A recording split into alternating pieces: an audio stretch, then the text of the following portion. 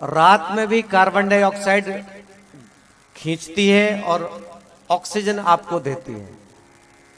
ऐसी पीपल है, जब सारे वृक्ष दिन में कार्बन डाइऑक्साइड लेते हैं और ऑक्सीजन देते हैं, लेकिन पीपल और तुलसी जैसा वृक्ष रात में भी ये कार्य करता है, जो कार्य और वृक्ष नहीं करते हैं। इसलिए सनातन धर्म में सबसे पूजनीय इनको माना गया। कहा कि इनमें ब्रह्मा विष्णु महेश बसते हैं। तुलसी को कहा ये कृष्ण प्रिया है, इसको पूजोगे तो समृद्धि बढ़ेगी, भगवान की कृपा होगी। लेकिन सीधा सा मतलब यह है कि प्रकृति सुरक्षित रहेगी, ऑक्सीजन ठीक मिलेगा, पर्यावरण अच्छा रहेगा, तो जिंदगी लंबी चलेगी। 100 साल का जीवन था इंसान का, आज 80 साल का 70 साल का बचा है, क्योंकि हम उथले हो चुके हैं, क्योंकि हम अब प्रदूषण पी रहे हैं श्वास के माध्यम से। भगवान कृष्ण की आज भी सुन ले अगर समाज, तो इतनी समस्याएं, इतनी बीमारियां, इतनी परेशानियां न आवे। कृष्ण क्रांतिदर्शी हैं, कृष्ण आज के वैज्ञानिक हैं। हमारे ऋषिगण वैज्ञानिक थे, उन्होंने जो कहा हमारे हितार्थ कहा है।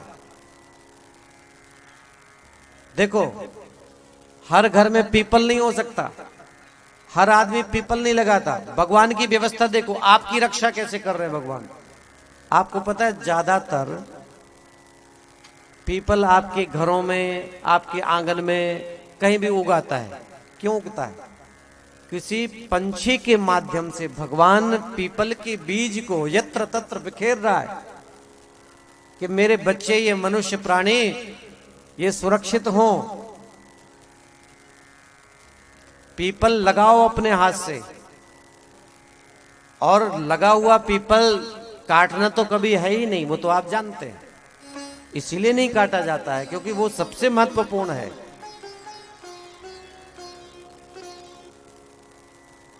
अब बहुत लोग घर में पीपल नहीं लगा सकते, और रोज का रोज ऑक्सीजन चाहिए, फ्रेश एयर मिले रोज, और घर का कार्बन डाइऑक्साइड जो आपने छोड़ा है वो खत्म हो। तो ऋषियों ने आपको एक व्यवस्था दी, कहा कि भैया अपने घरों में तुलसी का पौधा लगाओ। कोई भी सनातनी ऐसा नहीं जिस घर में तुलसी ना हो। अनिवार्य रूप से कह दिया कि तुलसी घर तो होना ही चाहिए, ताकि तुम्हारे हिस्से का ऑक्सीजन तुम्हें अपने आप ही मिलता रहे, तुम्हारे घर में ही। ये व्यवस्था दी। एक और बात बताऊं, कहा गया कि तुलसी दल जब चढ़ाओगे, भोजन में रख करके भगवान को चढ़ाओगे, तो ही भगवान भोजन प्रसाद ग्रहण करेंगे। देखो, औषधि है तुलसी, रोज खाओगे तो बीमारी नहीं होगी, लेकिन तुमसे कहा जाए कि रोज खाओ तो तुम नहीं खाओगे। अब अनिवार्य रूप से संतों ने क्या लागू कर दी बात कि भगवान तो भोग लगाते ही नहीं बिना तुलसी के, और तुम भक्त हो, भगवान को भोग लगाए बिना खाओगे नहीं।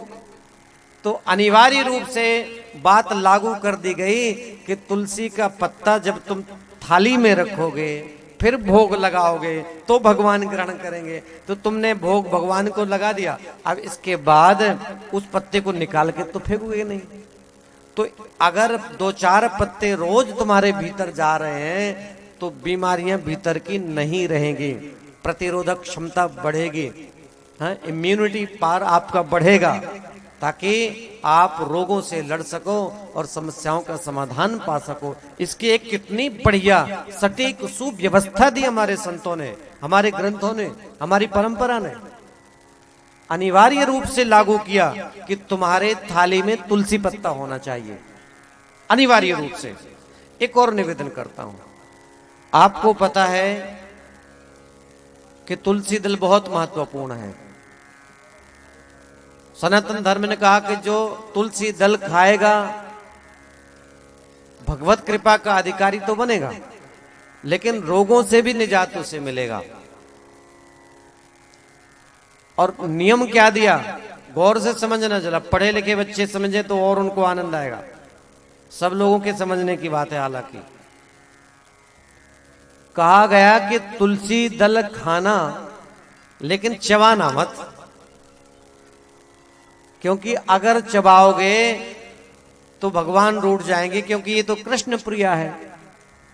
तो लोग क्या करते हैं, माताएं, भोली भाली माताएं भगवान का भजन जो करती है ना, वो बेचारी रोज तुलसी खाएंगी। बहुत सारी माताओं को मैं भी जानता हूं कि वो तुलसी खाती हैं तो जल्दी गटकना चाहती कि दांत ना लग जाए, क्योंकि कष्ट नहीं होना चाहिए, तो कृष्ण प्रिया है, तो दांत से चबाने में पाप लगेगा।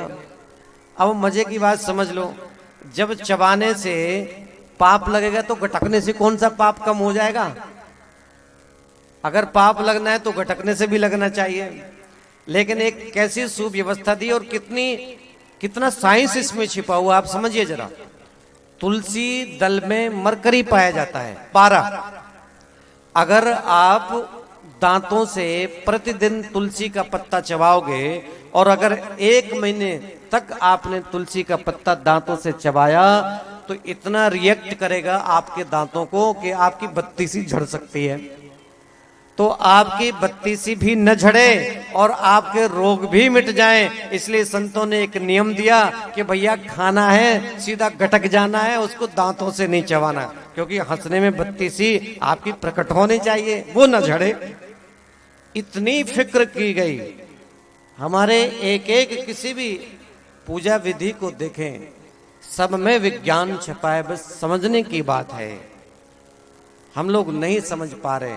बहुत लोग मान रहे होते हैं, लेकिन क्यों मान रहे हो उन्हें इस बात का पता नहीं है। लेकिन हमारी अच्छी बात है कि हम मान रहे हैं, और मानते रहो। ना भी पता हो तो भी सनातन विधि को स्वीकारो और चलो उस पर, क्योंकि हमारे वैज्ञानिकों ने किसी खास कारण से आपके कल्याणार्थ ही सारे नियम बनाए हैं, उसका पालन करो। भगवान कृष्ण ने समझाया है कि पर्यावरण को, वृक्षों को सुरक्षित करो, ऑक्सीजन तुम्हारा बना रहे, बचा रहे। आपको एक और बात कहता हूं, अभी बौद्ध धर्म के एक बड़े धर्म गुरु बौद्ध लामा से हमारी मुलाकात हुई थी। तो उनसे मुलाकात में चर्चा परिचर्चा में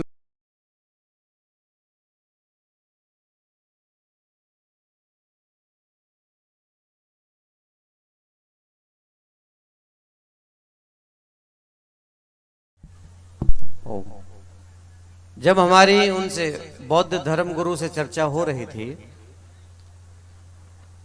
तो वो एक बात कह रहे थे कि हम अभी इन दिनों एक रिसर्च कर रहे हैं।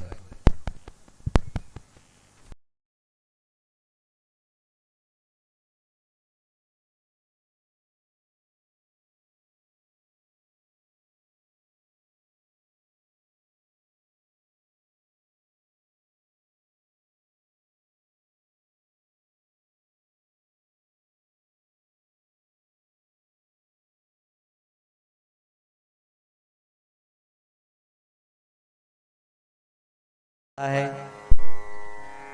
गौर से समझना जरा बात। समृद्धि बढ़ेगी, खुशहाली बढ़ेगी। कब बढ़ेगी? वो कहते हैं अगर कोई पारे की अंगूठी पहनता है। अब शुद्ध पारा आजकल कम मिलता है, मिले कोई अंगूठी पहने तो अच्छी बात है। लेकिन आज इस विषय पर वो शोध कर रहे हैं। वो कहते हैं पारे की अंगूठी से धन बढ़ेगा। अरे सनातन धर्म ने तो हजारों वर्ष पहले कहा था कि गले में भैया तुलसी की माला धारण करो, और तुलसी में पारा है ही, मरकरी पाया जाता है।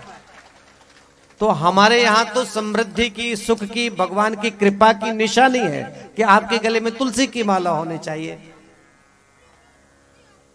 तो आजकल कोई तुलसी की माला पहने तो उसको लोग मानते हैं तो बैकवर्ड है, तो पुरानी सोच का आदमी है। हाँ, अगर पारे की अंगूठी पहने तो बड़ा फास्ट है। आज के समय का माना जाता है कि बहुत जरा एडवांस है व्यक्ति, पारा पहन रहा है। अरे मतिहीनो, हम तो सनातनी हजारों वर्षों से तुलसी की माला पहनते आए हैं, और आज भी अत्यंत कल्याणकारी है। सबको तुलसी की माला धारण करनी चाहिए। आज ही किन्हीं ने एक प्रश्न किया है मुझे कि क्या महाराज तुलसी की माला को हम हर समय पहन सकते हैं? निसंदेह तुलसी की ही माला है जिसको आप हर समय पहन सकते हो। आपके उदर से ऊपर का भाग जो है वो वैसे भी पवित्र माना जाता है। आप सोते